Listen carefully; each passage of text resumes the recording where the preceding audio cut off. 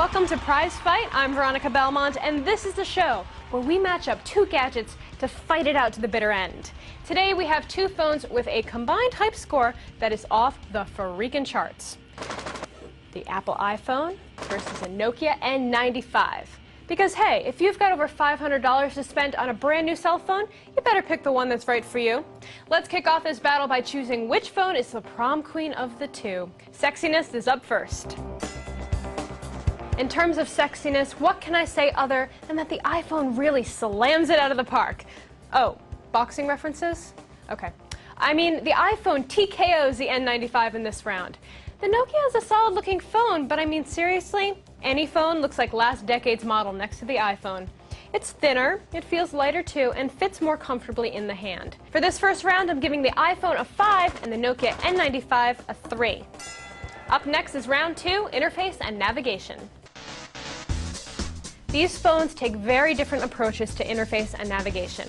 The N95 uses the familiar Symbian interface. You slide out the keypad for dialing and texting and navigate the menus with the toggle here. And there are a number of soft keys for making selections. To access the media controls, just slide it out in the other direction, and here they are. The iPhone is controlled mainly by the touchscreen, but there is a home button to take you back to the main menu, as well as some mechanical buttons off on the sides. The menus are very intuitive and, dare I say, fun to use. Keyboard-wise, neither is perfect. The iPhone's virtual keyboard takes some getting used to, and the N95, shockingly, has no QWERTY keyboard at all. For this round, I'm giving the iPhone another 5 and the Nokia a 4. Up next is round 3, features. Both phones are chock full of features. The Nokia N95 has a 5-megapixel camera, a video camera, GPS capability, and an FM tuner, and a great media player that can handle a whole host of formats. Plus, there's a 3.5mm headphone jack, so you can use whatever headphones you wish. And it also has a slot for a micro SD card for up to 2 GB of extra storage.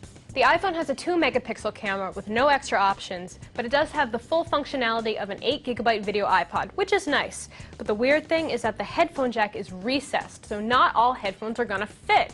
Totally annoying. The headphones have a mic for answering calls, but man, those iPod headphones hurt my ears. The Safari browser works well, and the cool features like weather, maps, and stocks are nice. However, the edge in this round goes to the N95. I'm giving it a 5 and the iPhone a 4. Up next, how connected are you with these phones? A little background for this round. You see, the Nokia N95 wasn't even coming to the States, but there was such a demand for it that they finally relented and began offering the phone here. However, the phone can't work with a 3G network here because it can't use our frequency bands. Too bad for us. Luckily, for the N95 anyway, the iPhone doesn't have 3G either, although it doesn't have such a good excuse. Both have Wi-Fi and Bluetooth 2.0, but you can't use stereo Bluetooth headsets with the iPhone. GPS makes or breaks this round, and only one phone has it. The Nokia N95 gets a 4 and the iPhone gets a 3. How well do these phones work and sound? Performance is next. Audio quality in terms of voice was very good on both phones. They were both tested on the AT&T network here in San Francisco and sounded great even on speakerphone.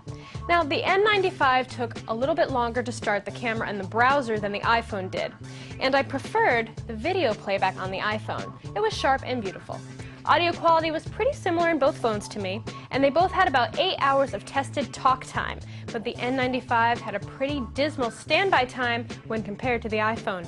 For this final round, the iPhone gets a 5 and the Nokia N95 gets a 4. And the final score is 22 for the iPhone and 20 for the Nokia N95. I guess $125 more doesn't necessarily make you a better phone, N95. Now, you may call me an Apple fangirl, but when I stack up the features that matter to me, the iPhone comes out on top. Thanks for watching. If you want to email us, you can do so at prizefight@cnet.com. I'm Veronica Belmont. So long, and thanks for all the fish.